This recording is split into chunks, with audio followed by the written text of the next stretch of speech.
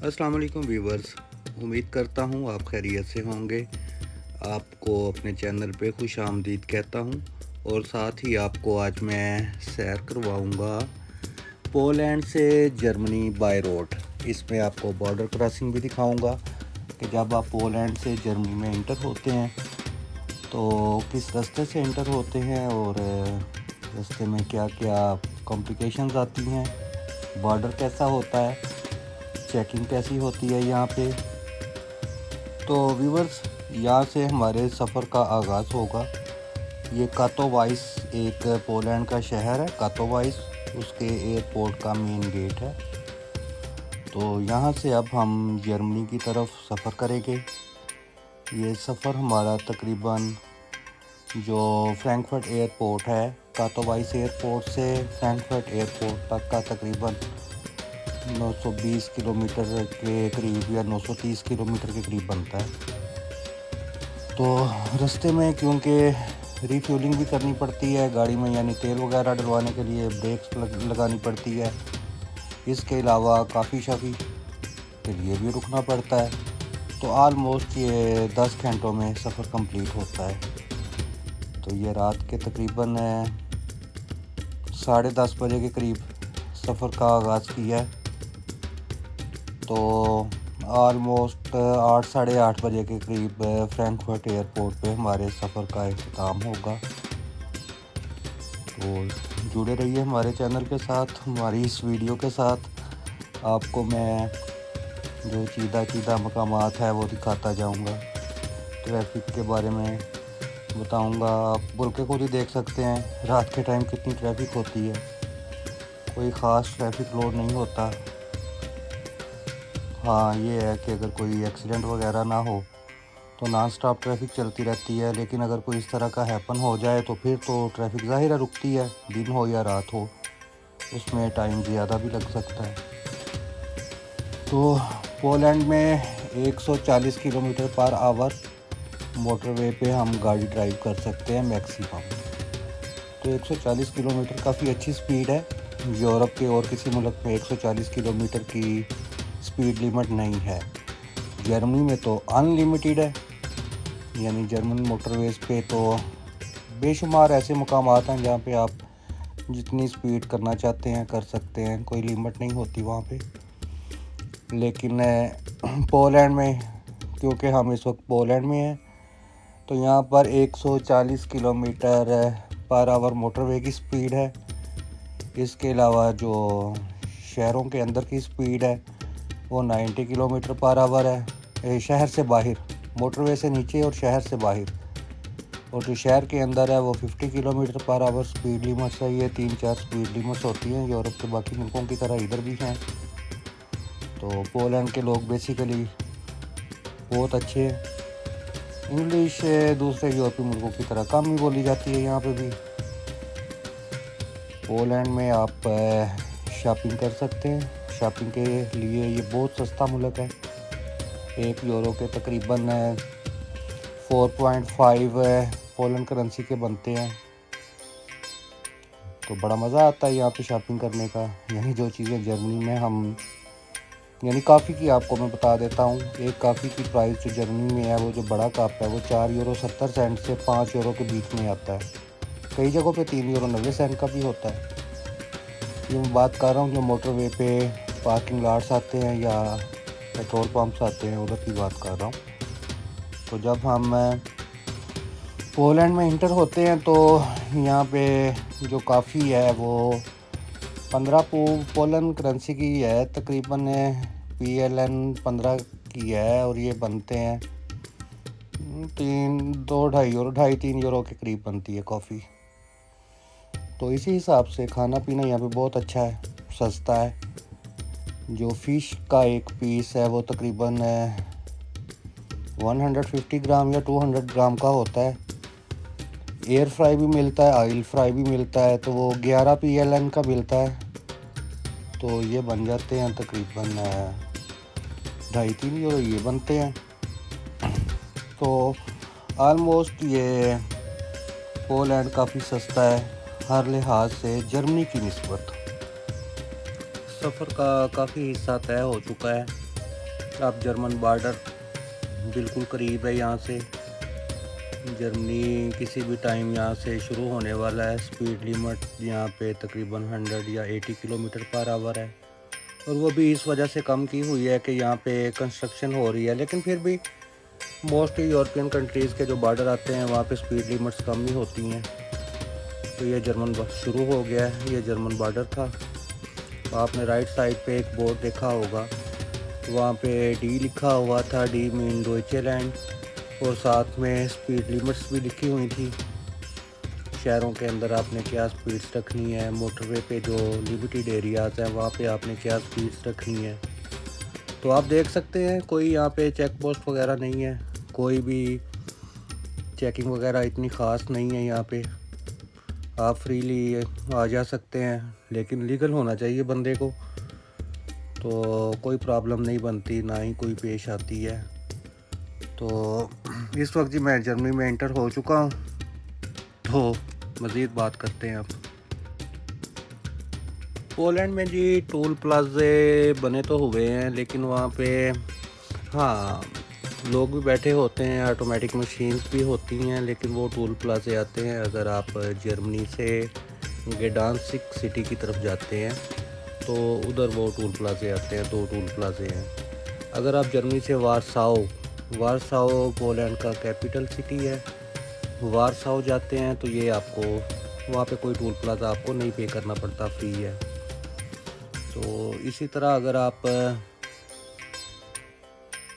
अगर जाते हैं कातोवाइस, तो जब जर्मनी से इंटर होते हैं तो राइट साइड पे जो सेकंड पेट्रोल स्टेशन आता है ओरलियन का, तो वहाँ से आप एक टोल प्लाजे की पेपर या रेसिप्ट ले लेते हैं।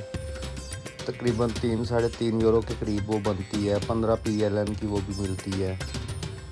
तो वो रेसिप्ट लेने के लिए आपको क्या जी गाड़ी की डॉक्यूमेंट्स वहाँ पे देने पड़ते हैं। वो अपने रिकॉर्ड में आपकी गाड़ी का नंबर वगैरह इंटर करके एक स्लिप आपको दे देते हैं, जो आपने अपने वॉलेट में रख लेनी होती है या गाड़ी में रख लेनी होती है, ताकि किसी भी जगह अगर वो चेक करें तो आप उनको दिखा सके। और दूसरा, रास्ते में 2 टोल प्लाजे भी आते हैं जहाँ पर आपको ऑटोमेटिकली स्कैन किया जाता है, यानी गाड़ी का नंबर स्कैन किया जाता है। गाड़ी के नंबर को वो स्कैन करते हैं, वो मैच करते हैं, यानी ये सारा कुछ ऑटोमेटिकली सेकंड्स में हो जाता है। तो वो क्योंकि आपने पे की होती है तो वो मैच हो जाता है, तो फिर आप फ्रीली अपना जो ट्रैवल है वो कंटिन्यू कर सकते हैं।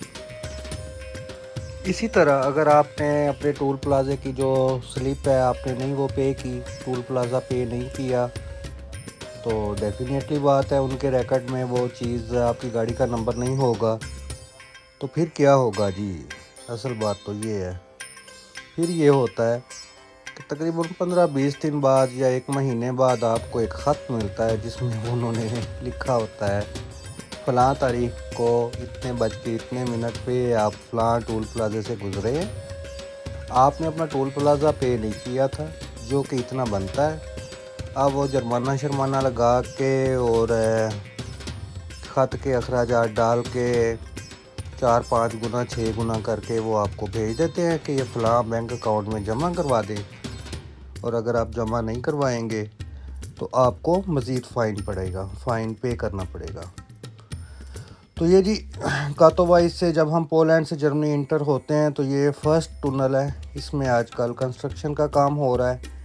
यहाँ पे गाड़ी की speed limit 60 kilometre per hour है, क्योंकि एक ही लेन जो है वो वर्किंग में है, दूसरी लेन उन्होंने बंद की हुई है। ये तकरीबन 5 किलोमीटर लंबी टनल है। तो अच्छा सफ़र रहा है आज का। हाँ, थोड़ी थकावट हो गई है क्योंकि सुबह आया भी था मैं जर्मनी से। जब मैं निकला था तो दिन के 1 बजे का टाइम था, नहीं 12 बजे का टाइम था, तो 10:30 बजे के करीब कातोवाइस पहुंचा था। वही 2 दफ़ा रास्ते में ब्रेक लगानी पड़ी थी, एक दफ़ा डीज़ल के लिए और दूसरी दफ़ा टोल प्लाजे के लिए। नहीं, मेरी तीसरी ब्रेक भी लगी थी, तीसरी ब्रेक मुझे लगानी पड़ी थी, मेरे पास पानी नहीं था पीने के लिए। उसके लिए भी मुझे रुकना पड़ा था। तो जब आप मोटरवे पे ट्रैवल कर रहे होते हैं और आपको किसी पेट्रोल स्टेशन से या किसी भी पार्किंग लॉट में से रुक के गाड़ी को रोक के तो कुछ ख़रीदना पड़ता है, और दोबारा जब आप मोटरवे पे आते हैं तो अगर उस मार्केट में रश ना हो, लोग ना खड़े हों, तो आपके 15 मिनट तो मिनिमम जो है वो वेस्ट हो ही जाते हैं। तो अगर मार्केट में रश वगैरह हो, यानी बसें भी आती जाती हैं, बसें वगैरह आई हों तो लोग ज़्यादा होते हैं, वहाँ पे आपको ज़्यादा टाइम भी लग जाता है, 20-25 मिनट भी लग सकते हैं। तो ये डिपेंड करता है आपके टाइम ऑफ ट्रैवल पे और आपने जो चीज़ें लेनी हैं उस पे। एनीवे, मेरा सफ़र आलमोस्ट अच्छा चल रहा है। जर्मनी में इंटर हो चुका हूँ। अब जर्मनी का जो पहला शहर है वो ड्रेसडेन आएगा, बड़ा शहर है जो।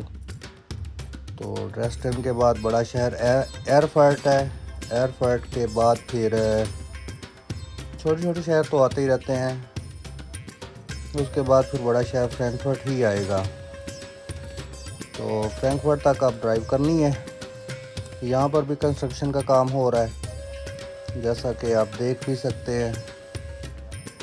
तो इधर भी ऐसी जगहों पे 80 किलोमीटर स्पीड होती है, 80 किलोमीटर पर आवर, किसी किसी जगह पे 60 किलोमीटर पर आवर भी रखी जाती है। और ऐसी जगहों पे आपको जो ट्रैफिक रूल्स हैं उनको ज़रूर फॉलो करना चाहिए, क्योंकि इन्होंने स्पीड चेक कैमरास भी रखे होते हैं ऐसी जगहों पे जिन पे फाइन बहुत ज़्यादा होते हैं।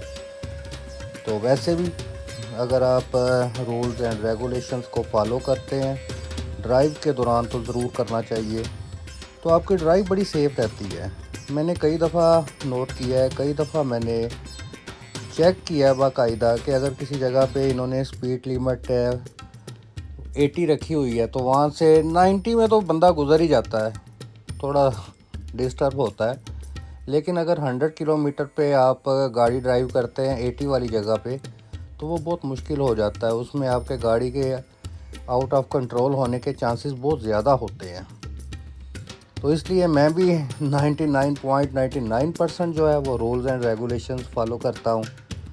और आप दोस्तों से भी मैं यही कहूँगा कि आप जहाँ भी कहीं भी ड्राइव करते हैं रूल्स एंड रेगुलेशंस को ज़रूर फॉलो किया करें।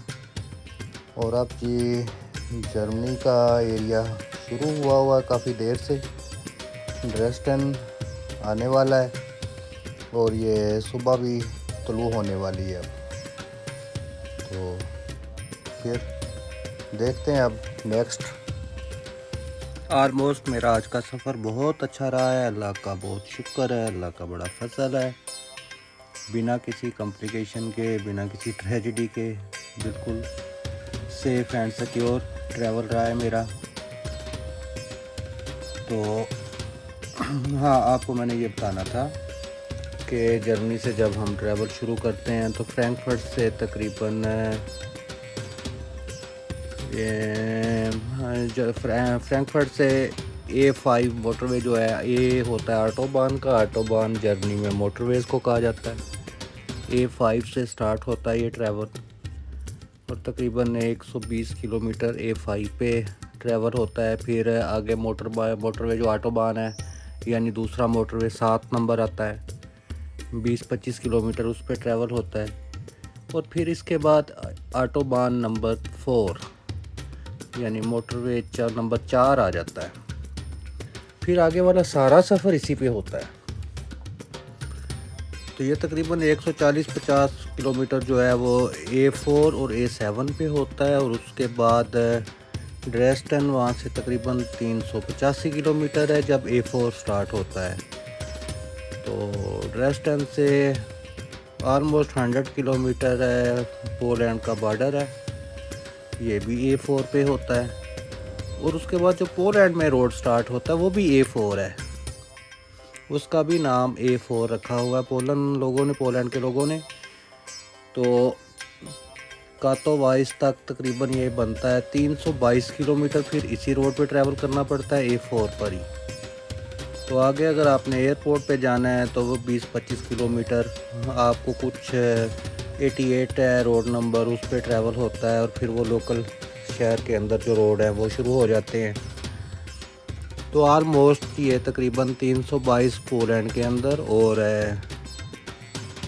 तकरीबन 500 400 नहीं, ये बन जाता है तकरीबन 380 और 100 480 500 किलोमीटर के राउंड अबाउट, 450 से 500 किलोमीटर के राउंड अबाउट जर्मनी में। ये 700-800 किलोमीटर का जो टोटल सफ़र है ये A4 पर ही होता है, यानी ऑटोबान नंबर 4। इसमें 400-450 किलोमीटर जो है वो जर्मनी में है और 350-400 किलोमीटर पोलैंड में है। तो जर्मनी में तो टोटल सारा सफ़र फ्री होता है। यहाँ पे तो टोल प्लाजे नहीं बने हुए, ना ही ऐसी मद में कोई पैसे लिए जाते हैं। हाँ, जब आप गाड़ी ख़रीदते हैं तो आपको साल में एक ही दफ़ा टैक्स पे करना पड़ता है, वो पाकिस्तान में भी देना पड़ता है, वो आलमोस्ट तकरीबन हर जगह ही होता है। तो यहाँ पे मोटरवेज़ आलमोस्ट फ्री हैं जर्मनी में। यहाँ पे आपको, ये मैं कारों की बात कर रहा हूँ, लाइट ट्रांसपोर्ट की बात कर रहा हूँ। जो बड़े ट्राले हैं या एलकावेज़ है, एलकावे यहाँ पे ट्राले को कहा जाता है, उनका टैक्स आलमोस्ट देना पड़ता है, वो तो डेफिनेटली देना पड़ता है हर जगह पे। आज वेदर भी बहुत अच्छा था। जब मैंने जर्मनी से सफ़र अपना स्टार्ट किया था तब 26 ग्रेड था, +26 था। बहुत अच्छा वेदर था, धूप लगी हुई थी। कई जगहों पे गाड़ी में एयर कंडीशन भी ऑन करना पड़ता था, तो क्योंकि नॉन स्टॉप गाड़ी चल रही होती है तो इंजन की हीट भी होती है। तो वरना मोस्टली यहाँ पे बारिशें होती रहती हैं। तो आज बिना बारिश के ही सारा सफ़र किया है, आने का भी और जाने का भी। हो सकता है किसी जगह पे कोई थोड़ी बहुत ही ड्रिजलिंग हो, लेकिन बहरहाल सफ़र बहुत अच्छा है। यहाँ पर पोलैंड में भी और जर्मनी में भी ये जो होता है मस्टर्ड, सरसों की काश्त बहुत ज़्यादा की जाती है।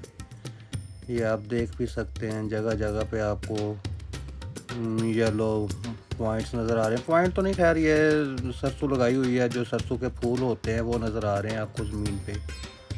तो बहुत ज़्यादा यहाँ पे सरसों काश्त की जाती है। और सर्दियों में पोलैंड का टेम्परेचर जर्मनी की निस्बत ज़रा कम होता है। आई मीन कि पोलैंड में सर्दी ज़्यादा होती है, स्नोफॉल भी ज़्यादा होती है। तो जो मैंने फ़ील किया है, हो सकता है मैं गलत भी हूँ, लेकिन जो मैंने फ़ील किया उस हिसाब से पोलैंड में सर्दी ज़्यादा होती है। इसके साथ वैसे भी ये है ना, रशियन स्टेट्स वगैरह लगती हैं, बेलारूस का बहुत ज़्यादा एरिया लगता है इसके साथ। और आई थिंक चेक रिपब्लिक तो लगता ही है, लैटविया लिथुआनिया वगैरह का रास्ता भी इधर से ही है जो लिंक करता है यूरोप को। तो ये जो रशियन स्टेट्स है इनमें टेम्परेचर कम ही होता है हमारे जर्मनी की निस्बत, तो इसलिए यहाँ पे सर्दी ज़्यादा होती है। तो इसी तरह क्योंकि इसके साथ बहुत सारे ऐसे ममालिक भी लिंक कर रहे हैं जो कि यूरोप में नहीं हैं, तो एक्सपोर्ट की बड़ी, ये इंपोर्ट एक्सपोर्ट की बहुत बड़ी हब भी बन जाती है ये इस हिसाब से जो पोलैंड है। तो जो भी गैर यूरोपीय ममालिक से यहाँ पे इंपोर्ट एक्सपोर्ट आती है वो सारी पोलैंड से गुजर के ही जर्मनी में जाती है, और जर्मनी की पोलैंड से गुजर के दूसरे ममालिक में जाती है। तो इसलिए ट्रैफिक का काफ़ी ज़्यादा जो है वो फ्लो बना रहता है यहाँ पे जर्मनी और पोलैंड के बीच में।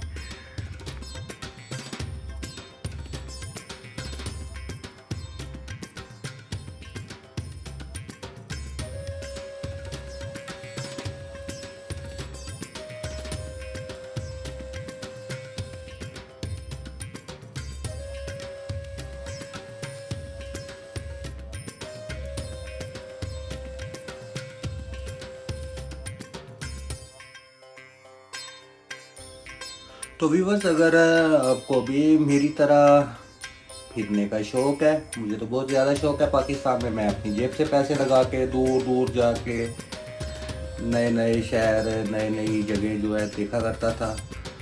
तो यहाँ पे मुझे मेरा शौक़ भी पूरा होता है और इस बात के मुझे पैसे भी मिलते हैं, तो मैं तो काफ़ी हैप्पी हूँ इस काम में। तो इसी तरह अगर आप लोगों को भी शौक़ है शेयर करने का, देखने का, तो आप मेरे चैनल के साथ जुड़े रहिए। आपको मैं तमाम यूरोपीय ममालिक से जो है जर्मनी के रास्ते, जर्मनी आने के जो मोटरवेज़ हैं या जिस भी तरीके से यानी हम आते जाते हैं, वो मैं आपको सब रास्ते दिखाऊंगा।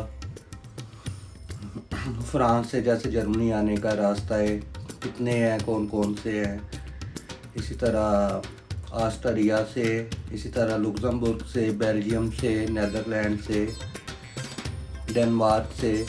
तो आपको ये तमाम जो है ये रास्ते मैं आपको दिखाता रहूँगा। आप मेरे चैनल के साथ आप जुड़े रहिए। तो ये जी अब मैं अपने घर के करीब आ चुका हूँ। ये फ्रैंकफर्ट का एरिया शायद स्टार्ट होने वाला है, शायद नहीं बल्कि स्टार्ट हो चुका है। तो अब थोड़ा ही सफ़र है जो मेरे शहर यानी फ्रैंकफर्ट एयरपोर्ट तक जाएगा।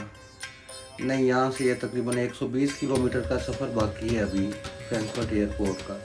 ये वही जगह है जहाँ पे A4 से हम A7 पे आते हैं।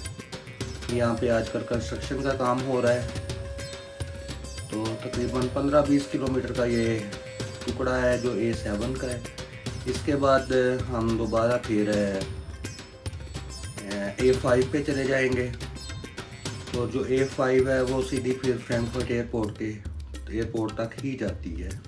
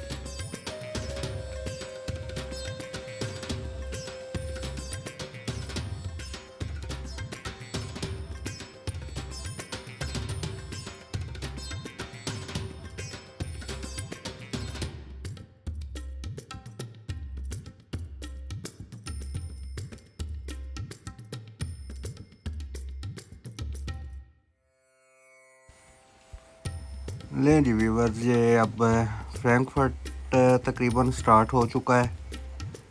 यहाँ से अब 5-10 किलोमीटर का ही है ट्रैवल है फ्रैंकफर्ट एयरपोर्ट का। और वहाँ से होके फिर मैं जाऊँगा अपने घर। तो तकरीबन कल 12 बजे से लेके तो आज 8:30-9 बज रहे हैं। रास्ते में मैंने स्टॉप भी किया था। जब दो नज़र आने लग जाते हैं तो फिर स्टॉप करना पड़ता है 40 मिनट का। तो 40 मिनट इस वजह से, 40 मिनट तो नहीं, खैर 1 घंटे का मैंने स्टॉप किया था। तो इसलिए 8:30 की बजाय 9:30 बजे के करीब पहुंच रहा हूं। तो अब सोऊंगा जी भर के, और उसके बाद फिर ready for the next country, next destination and new experience. और फिर आप लोगों के लिए न्यू वीडियोस भी आएंगी इंशाल्लाह।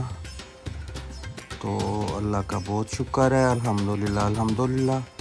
मेरा जो टूर था ये कंप्लीट हुआ है।